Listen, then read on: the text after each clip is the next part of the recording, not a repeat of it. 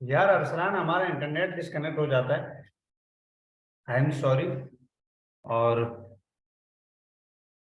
फरमान भाई, आपको मुझे बहुत तफक्कुर है आपके बारे में। भाई आपने ना क्लासेस सही से ली है और ना आपने सही से पढ़ा है। अच्छा, तो हमने अभी तक जो हम डिस्कशन कर रहे थे, हम लास्ट क्लास के जो आप लोगों को मैंने एक आर्टिकल दिया था पढ़ने के लिए कि भाई उसको पढ़ो, वो आप लोगों ने नहीं पढ़ा था, तो उसके बिहाफ के ऊपर मुझे ज़बरदस्ती पढ़वाना पड़ा।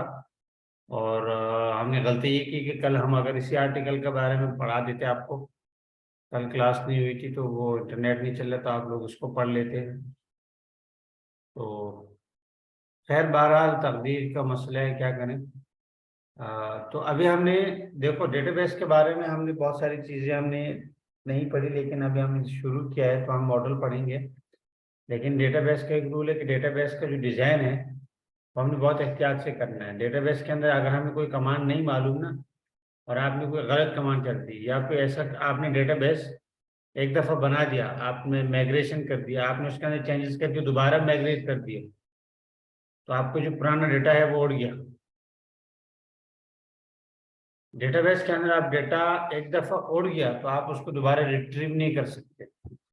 डेटाबेस के अंदर जो डेटा है वो एक दफा चला गया, आप उसको कहीं सेव नहीं होता।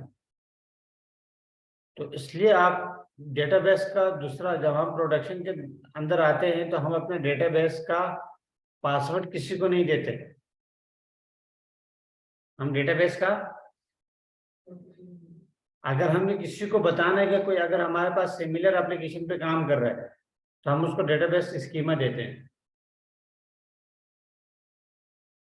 डेटाबेस स्कीमा ये होता है कि जो डेटाबेस का स्ट्रक्चर होता है, हम उसको बता देते हैं कि यार ये हमारे पास डेटाबेस का स्ट्रक्चर है, ये आप देख लो। हम डेटाबेस का स्ट्रक्चर देते हैं कि किस तरह बनाया हुआ है, वो आराम से यहाँ पे हमारे पास पीजी एडमिन के अंदर भी निकल सकता है, हर जगह डेटाबेस स्कीमा देखेंगे आप ना, तो वहीं पड़ा होता है वो डेटाबेस स्कीमा को क्लिक करेंगे, पूरा आपको ग्राफ की शक्ल में डेटाबेस के आ जाएगी कि कौन सी टेबल है, वो किस फॉर्म में डेटा रखा हुआ है। अच्छा, वो एक दफा हम अभी कुछ देर दिन पहले हम देख रहे थे, तो यूटीएफ फॉर्म 8 कोई पूछ रहा था, तो वो डेटाबेस के स्ट्रक्चर के अंदर, डेटाबेस स्कीमा के अंदर एक फील्ड है, तो वो हमें बता देता है जब अच्छा, मैं बात कर रहा था कि हमें डेटाबेस को एसक्यूएलाइट के अंदर कनेक्ट करने के लिए हमें क्या करना पड़ता है। इसके बाद मैं यहाँ पे आता हूँ और मैं यहाँ पे एल करता हूँ तो मेरे पास लिस्ट आ जाती है। लिस्ट आगे मेरे पास ये डेटाबेसेस हैं। अब मैं यहाँ पे, मेरे पास एक डेटाबेस है बूट कैम्प। अब बूट कैम्प डेटाबेस को अगर मैं क्लिक करता हूँ, अच्छा यहाँ पे कंट्रोल, ओके, लेट्स क्रिएट, पहले क्रिएट कर लेते हैं। मैंने गलती से कंट्रोल सी कर दिया तो मैं टर्मिनल से बाहर आ गया। अब मैं इसको एंड करता हूँ, लेकिन अगर मान जाए, अच्छा,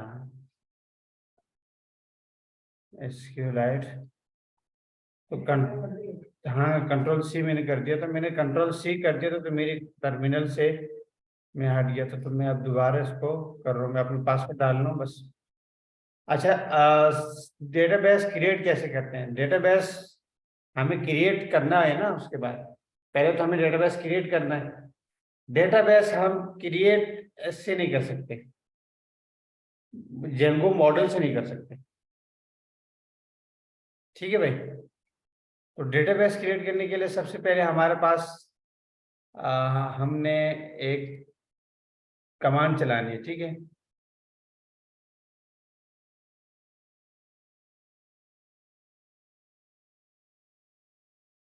कमांड हम चलाते हैं, सबसे पहले जो हमारे पास डेटाबेस हम क्रिएट कर रहे हैं, तो हमारे पास जो एसक्यूएल की कमांड है वो कमांड चलती है क्रिएट, जहाँ कैप्स में होगा। फिर उसके बाद हमें डेटाबेस डालना पड़ता है, डेटा बेस, वो भी कैप्स में।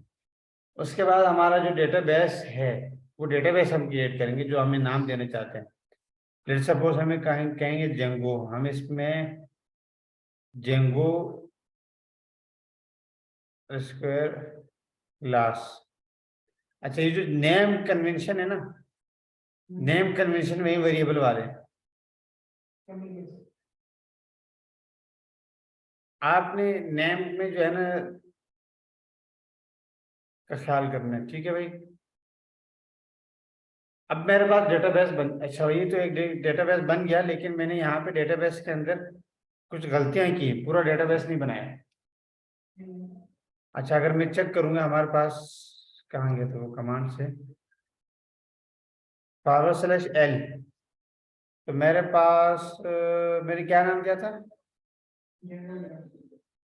जेंगो क्लास, लेकिन डेटाबेस नहीं बना क्योंकि 15 पहले भी थे, अभी भी 15 है, तो हमारे पास डेटाबेस नहीं बना है, क्योंकि मैंने पूरी क्वेरी नहीं चलाई। तो पूरी क्वेरी चलाने के लिए मुझे जेंगो क्लास, उसके बाद मुझे इसकी ऑनरशिप देनी है। ठीक है भाई, अब ऑनरशिप के लिए हम इसमें मल्टीपल यूजर, अभी हमारे पास इसमें कितने यूजर हैं, एक ही यूजर है। हमारे पास कितने यूजर हैं अंजला, किस नाम से, पोस्टग्रेस। अब अगर हमारे पास मल्टीपल यूजर होंगे तो हम क्या करेंगे, हम यहाँ पे उसको ऑनरशिप देंगे, चाहे हमारे पास एक हो या मल्टीपल हो, हम उनको इसको ऑनरशिप देंगे कि भाई हमारे पास ऑनरशिप, इसको हम दे रहे हैं पोस्ट ग्रेस, और उसके बाद डेटाबेस में सेमीकोलन देना लाजमी होता है।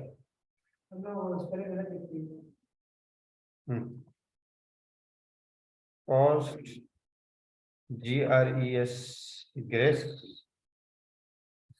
और सेमीकोलन। अब मुझे बता रहा है कि भाई आपकी स्पेलिंग की मिस्टेक है, लाइन नंबर 2, लाइन नंबर 2 में हमने क्या क्रिएट, दोबारा कर लेते हैं इसकी। अच्छा हमने क्या करना है, इसमें हमने ऑनर, नहीं सही है, हमने इसे क्रिएट पर हमने कोई स्पेलिंग गलत मिस्टेक की है, इसको मैं कॉपी कर लेता हूँ। जब मैं एक काम और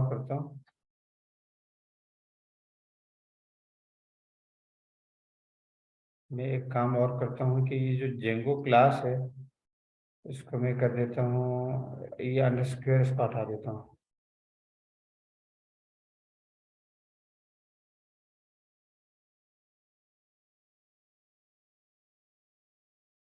इससे मैं अंडरस्क्वेयर हटा देता हूँ।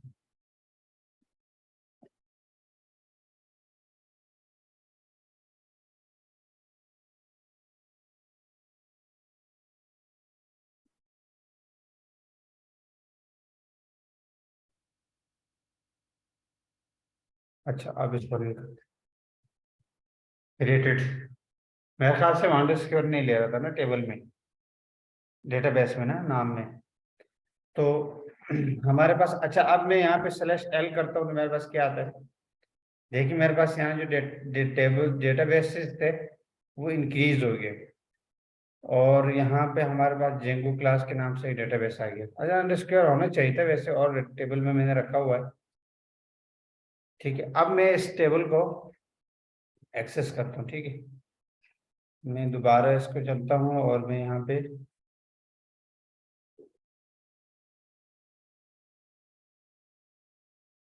ये क्या हो गया, ये मोर कहाँ से आ गया, अच्छा एंटर देना पड़ता है। अच्छा अब मुझे इसको कनेक्ट करना है, तो मैं कनेक्ट क्या करता हूँ, /C, और ये जो हमारी डेटाबेसेज है इसको मैं क्या कर देता हूँ, कॉपी करके इसका नाम, या मैं टैप कर लूँ और यहाँ पे मैं इसको रख देता हूँ, भाई कॉपी ही नहीं हुआ।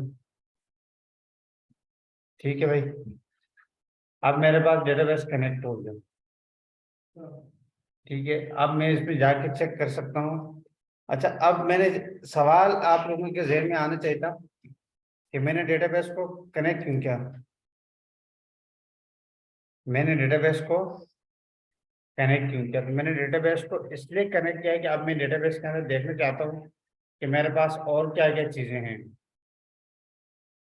तो मैं यहाँ पे चाहता हूँ / जो भी काम हम इसमें करते हैं वह हमें स्लैश के जरिए से ही मिलता है। कोई भी काम हमने करना है तो हमें उस स्लैश में एक और कमांड आप अपने पास नोट कर लें, dt। dt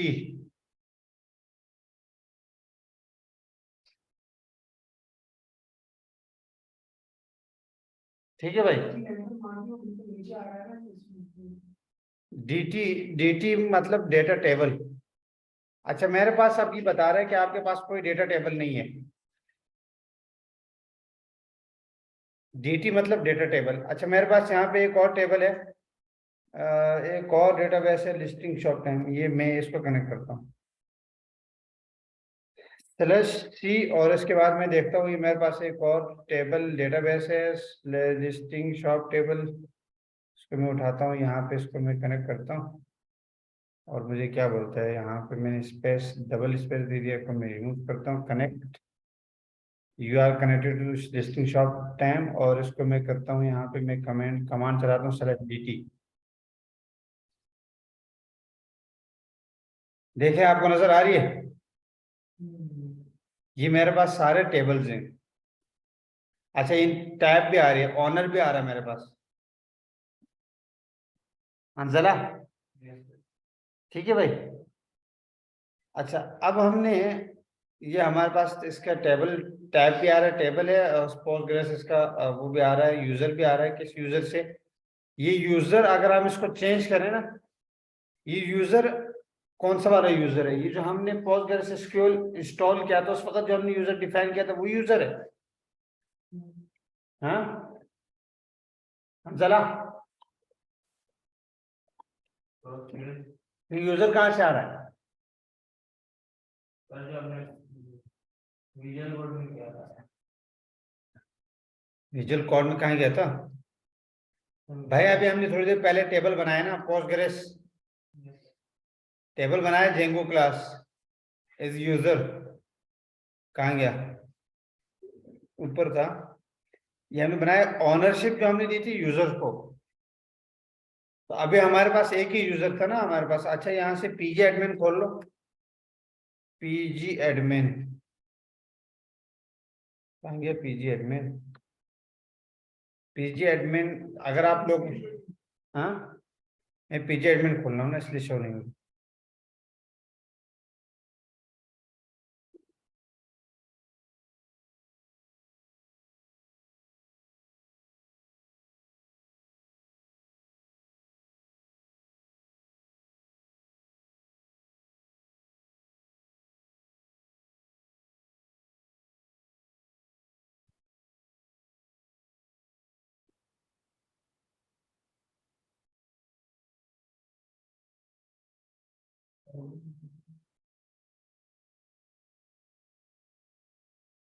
अच्छा अब आप लोगों को नजर स्क्रीन नजर आ रही है मेरी, क्या है,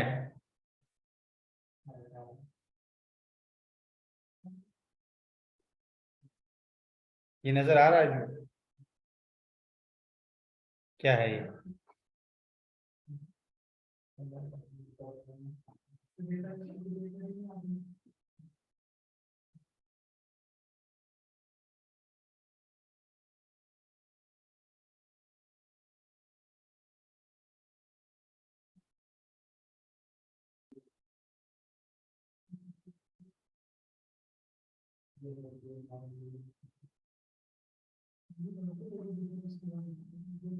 अच्छा ये आ गया मेरे पास, स्क्रीन नजर आ रही है,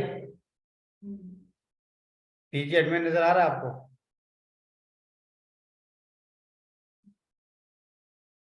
पीजी एडमिन में यही डेटाबेसेस हमने बनाए थे वहां पे, ऐसा ही था।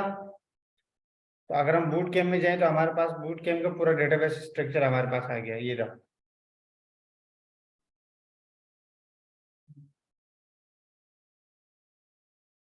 ठीक है भाई,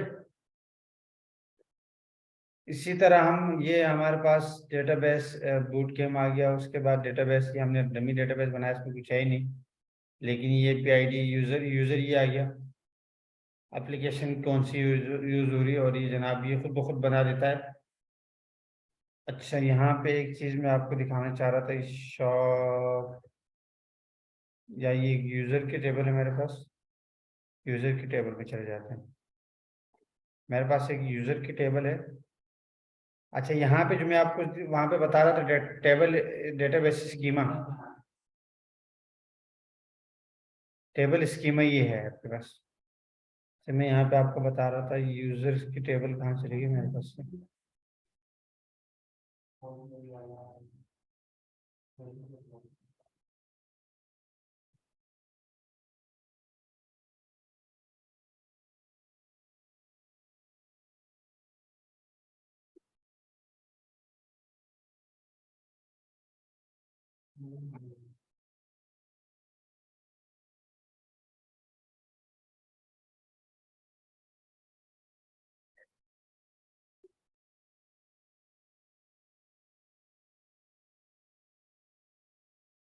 अच्छा, एक तो तरह का कार्य ये था, अभी हमने वहां पे एक कमांड चलाई थी, उस कमांड ने हमारे लिए ये काम किया।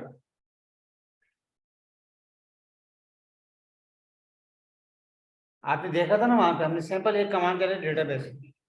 अगर हम वहां से कमांड नहीं चलाते तो हमें क्वेरी चलानी पड़ती, और ये क्वेरी जो है ना वो हम यहाँ पे चलाते हैं। ये क्वेरी अगर हम यहाँ पे पेजी एडमिन में चलाते तो हमें ये क्वेरी चलानी पड़ती, जो उससे हम हमें क्रिएट डेटाबेस करके हमने छोटी सी क्वेरी चलाई। तो ये जो क्वेरीज हैं ये समझना बहुत जरूरी है आपके पास, ठीक है। अच्छा, अब मैं आपको यहाँ से ये आपको इंटरफेस दिखाने का मकसद था कि हमारे पास यहाँ पे पीजी एडमिन में कैसे दिखता है, और इसके वैसे ज़रूरत भी नहीं थी, लेकिन ये था कि मैंने एक्स्ट्रा आप लोगों को दिखाने के लिए दिखा दिया। आप देख लें यहाँ पे डेटाबेस का पूरा स्ट्रक्चर, प्रॉपर्टीज, इसको थोड़ा समझ लें कि कौन सी चीज़ कहाँ पे टेबल होता है। नॉर्मली सारी चीज़ें अगर यहाँ से आप नहीं समझना चाह रहे तो आपके पास सैंपल यहाँ पे इस तरह आ रहा है, लेकिन ये चूंकि काली स्क्रीन है, ग्राफिक इंटरफेस नहीं है, तो थोड़ा सा आदमी जो लिनक्स वाले वो तो सही समझ में उनको आ जाता है, लेकिन जो नॉन लिनक्स जो नहीं जानते वो बोर हो जाते हैं। तो ये मकसद था आपको ग्राफ उस पर पोस्ट पीजी एडमिन के ऊपर ले जाने के लिए। अच्छा, मुझे अभी थोड़ा सा यहाँ से निकलना है, और मुझे इसके अंदर एक और चीज़ आपको दिखानी है, और उसके बाद फिर हम अपने मॉडल पे चलते हैं। तो हमने क्या कमांड देखी, /l/c/dt। dt टेबल हमें क्या करता है, dt क्या करता है,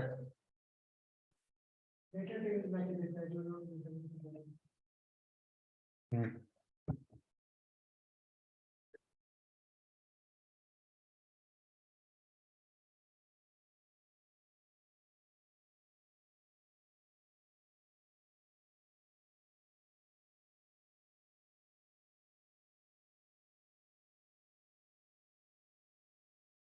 अच्छा, यहाँ पे हम एक और कमांड चलाते हैं। यहाँ पे ये हमारे पास सारे इस डेटाबेस के अंदर ये जो लिस्टिंग शॉप टैम है, इसके अंदर सारी ये टेबलें हैं ना हमारे पास। ये क्या है, अगर हम इसमें से किसी टेबल को का डेटा हम रीड करना चाह रहे हैं कि उस टेबल के अंदर क्या डेटा पड़ा हुआ है।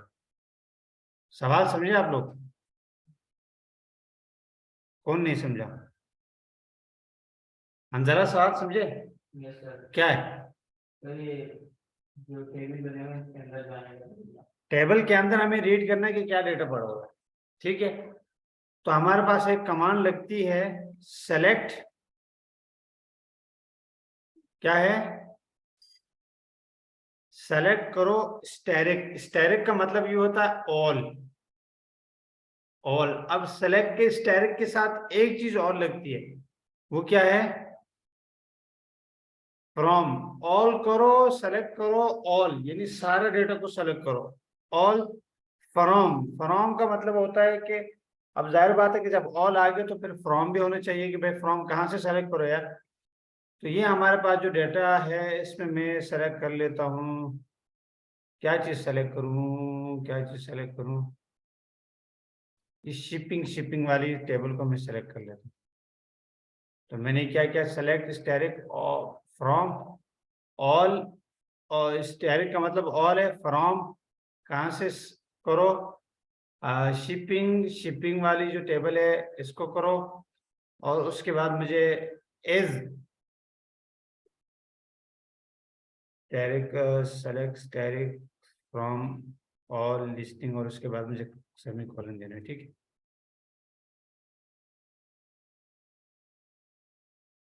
इसने मुझे क्या कमांड दे दी? इसने मुझे बता दिया ID name time to delivery price. इसने मुझे टेबल का स्ट्रक्चर बता दिया, क्योंकि अभी हमारे टेबल में कुछ है नहीं तो ये हमें नहीं बताता। हम एक और डेटाबेस सेलेक्ट कर लेते हैं, हमारे पास डेटाबेस तो बहुत सारे हैं ना। तो यहाँ पे यूजर्स का है, यूजर्स का डेटाबेस टेबल है। अच्छा, ये मेरी कमांड्स के ऊपर फोकस करेंगे, आपको बहुत याद आएंगी। अच्छा, यहाँ पे हमने सेलेक्ट करना था, कनेक्ट करना था सी, और सी के बाद हम यहाँ पे चला लेते हैं यूजर के ऊपर हम एक और काम चला लेते हैं। यूजर के अंदर हम dt कर लेते हैं ना, dt मुझे इसको अंदर मिल गया कि यूजर के अंदर है बहुत सारी चीजें, और यहाँ पे यूजर अकाउंट, इसको हम कर लेते हैं। तो हमें क्या कमांड चलानी थी भाई? यूजर अकाउंट के ऊपर हमने चला दी सेलेक्ट। आप लोग मेरे साथ कर रहे हैं? Yes sir. सेलेक्ट स्टैटिक, और स्टैटिक के बाद लगेगा फ्रॉम, और यूजर अकाउंट हम देख लेते हैं। ये आप देख रहे हैं आपके पास?